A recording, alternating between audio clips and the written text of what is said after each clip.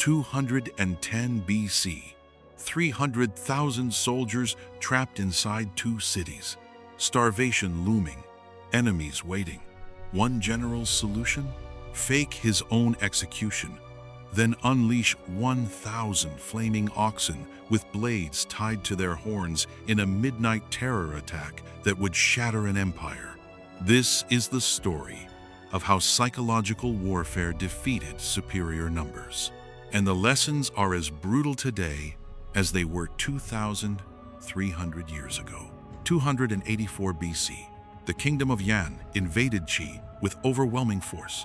Within months, 70 cities fell. Qi's army shattered, its king fled and died in exile. Only 2 cities remained, Zhu and Jimo. Inside Jimo, General Tian Dan commanded what was left of Qi's military. 300,000 civilians and soldiers packed inside walls designed for half that number. Food running low, no reinforcements coming. The Yan general, Qi Jie, had time on his side.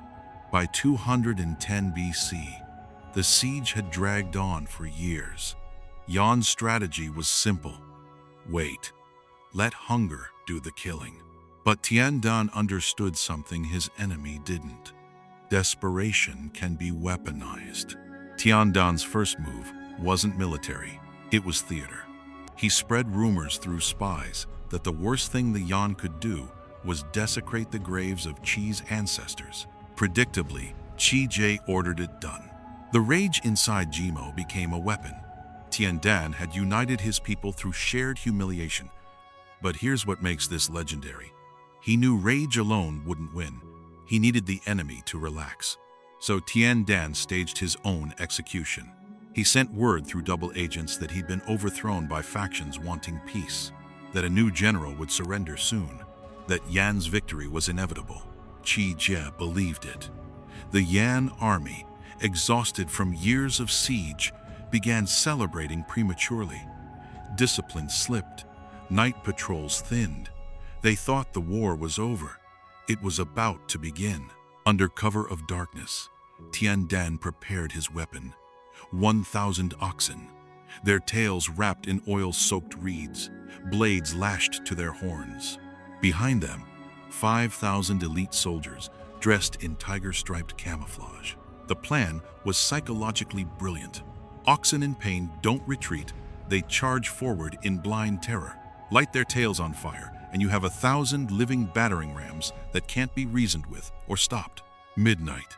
The gates burst open. Tian Dan's men lit the tails. 1,000 oxen, consumed by agony and terror, stampeded toward the Yan encampments. The sight must have been apocalyptic. A wall of flame and fury charging through the darkness. Horns glinting, hooves thundering.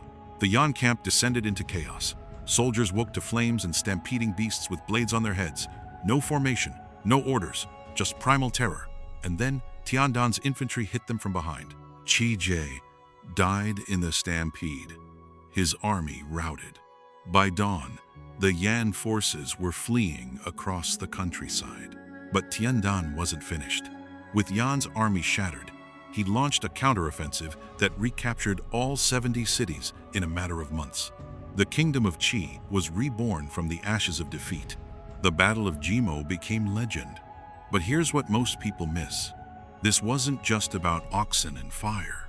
Tian Dan understood that warfare is fought in the mind before it's fought on the battlefield.